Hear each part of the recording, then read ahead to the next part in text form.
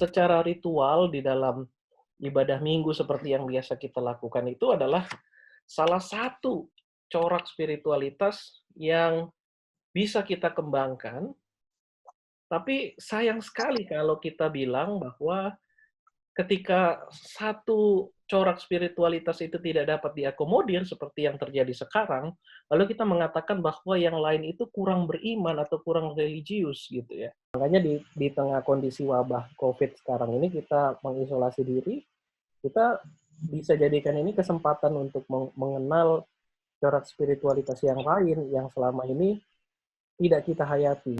Setidaknya ada 6 bahkan 9 corak spiritualitas yang mempengaruhi penghayatan seseorang kepada Tuhan. Jadi yang pertama itu biasa disebut tradisionalis atau uh, dengan ritus kudus gitu ya, tradisionalis. Jadi mencintai Tuhan melalui ritual dan simbol. Nah, biasanya orang-orang ini mereka berusaha memelihara hubungan dengan Tuhan itu melalui tradisi ritus itu tadi.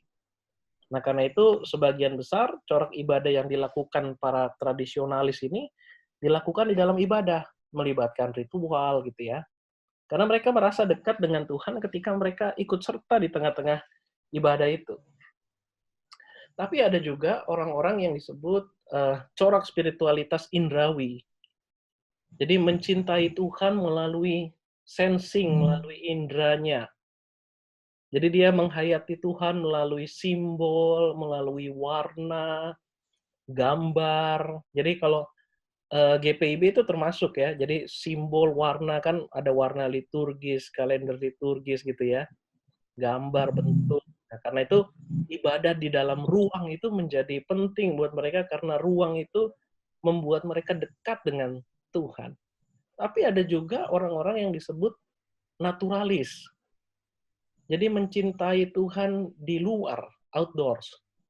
Jadi dia dapat mengalami Tuhan itu melalui keindahan alam dan keindahan lingkungan yang dia ikuti. Lalu ada juga corak spiritualitas yang disebut askese. Jadi askese itu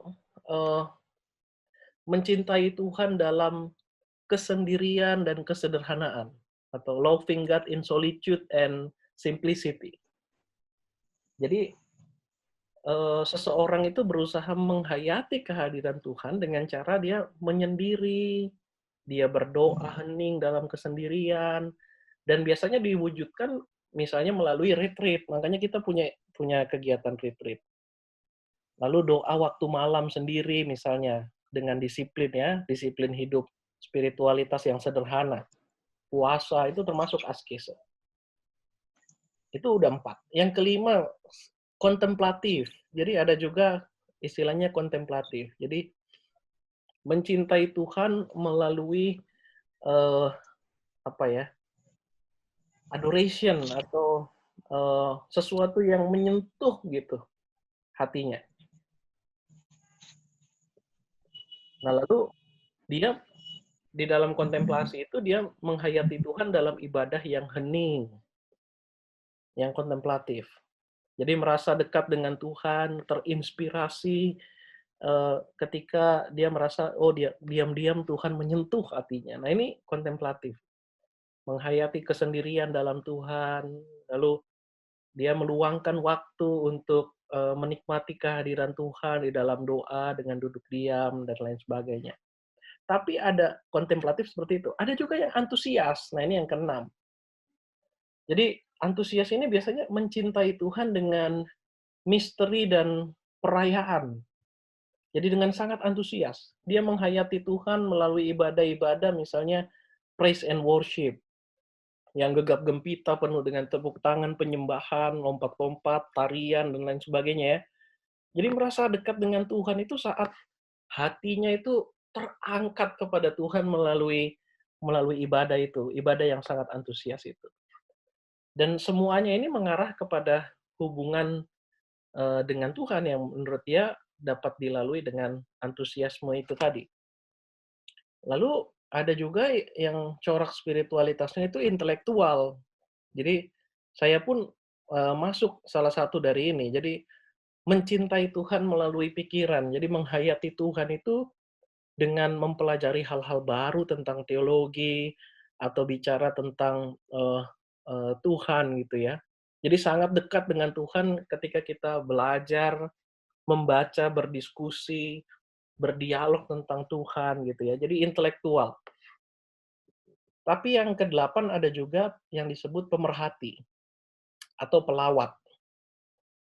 Nah biasanya dia, ini disebut mencintai Tuhan dengan mencintai sesama gitu. Jadi dia menghayati Tuhan dengan cara menemani mereka yang sakit, yang menderita, atau pelayanan-pelayanan yang dilakukan dengan memperhatikan orang lain gitu ya, menyambut orang asing, lalu, berkunjung atau melakukan perkunjungan. Jadi perkunjungan itu salah satu corak spiritualitas, bukan satu-satunya. Lalu konseling dengan mereka yang punya pergumulan, atau jadi relawan di pengungsian gitu ya. Atau sekarang nih banyak para dokter yang merawat orang-orang yang sakit. Ini mereka menghayati Tuhan justru di tengah pekerjaan dia sebagai, itu. Nah, lalu ada juga yang paling terakhir itu corak spiritualitas aktivis. Aktivis, jadi mencintai Tuhan melalui konfrontasi, loving God through confrontation. Jadi dia melayani Tuhan itu dengan cara membela yang lemah gitu ya, eee, menjadi aktivis sosial. Nah, ini menjadi cara dia, menghayati Tuhan. Dia demo memperjuangkan keadilan, menulis di surat kabar, atau nanti mungkin seperti Arni membela, orang-orang yang lemah di tengah-tengah, pengadilan, itu aktivis. Jadi di situ dia menghayati Tuhan melalui, pekerjaannya, dan ini corak spiritualitas yang jarang sekali diketahui oleh banyak orang, karena orang tahu hanya aliran kekristenan, bukan corak spiritualitas, gitu.